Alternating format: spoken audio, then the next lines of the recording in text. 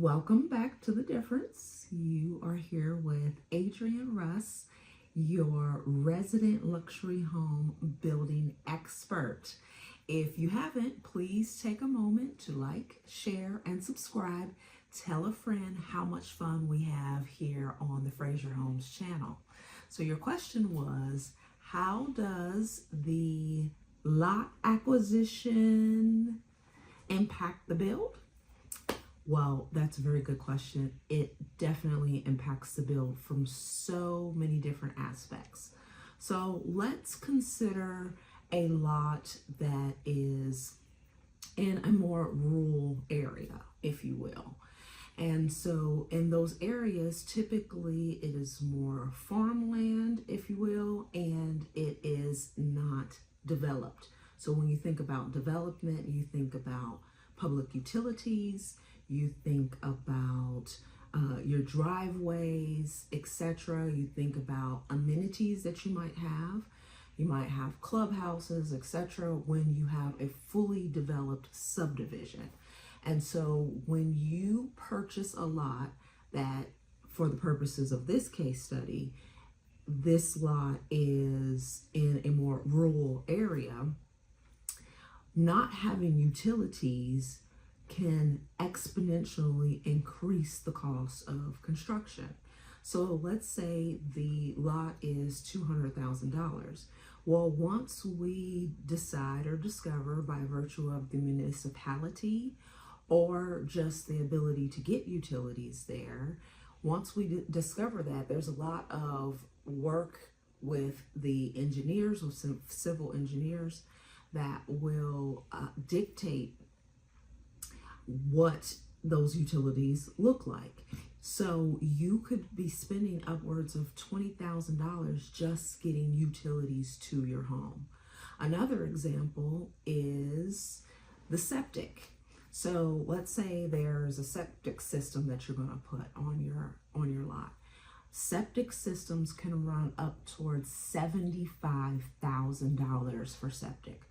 So a lot that you thought was the most beautiful, had the most beautiful views, it was the most beautiful lot, that lot now has turned into a little bit of a cash drain because we didn't consider all of the function when we're talking about a livable lot. Another example is, remember we talked about the HOA. Well, the HOA may have a say in your setback. So if you want to have your house set back and it's very secluded, again, the utilities, we might have the plot plan where the utility run is 200 feet, but you need 300 feet. That is going to be a significant cost. In terms of HOA fees, you also have to consider some of the items that they want in the house. So we talked about that in the last episode. We talked about shingles. If they are picking shingles, this lot, you love this lot, but you have to pick the shingles that the HOA is requiring. So the HOA is requiring Grand Manor. We talked about that last time. Those shingles can be $30,000 more than a regular landmark shingle, if you will. Another example is if your home is in a overlay, the hillside overlay district. So that means that there are more regulations because of the house structure being on a hillside. So of course there's concern about it, when you have torrential rains, etc. Those things will drive the cost of the build. So what is an example? If you have a home in the hillside district of the city of Cincinnati, you have to get a soil test. So you purchase the lot, you love the lot, the next thing is a soil test. Well, once that soil test comes back, which the soil test can be anywhere from $10,000 to $18,000 just for the soil test. Now the soil is tested and we discover that it's not good dirt. And in order to build, you have to do a lot of peering. Well, in certain areas, we have seen that the peering could be upwards of $250,000 $100,000 just for the piers.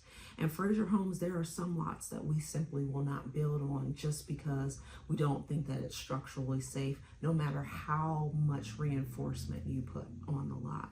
And so you can see that while you may be intrigued or excited about a particular lot just because of the views or the area or the neighbors, etc., you have to factor in what you are going to actually achieve with that lot and the functional cost associated.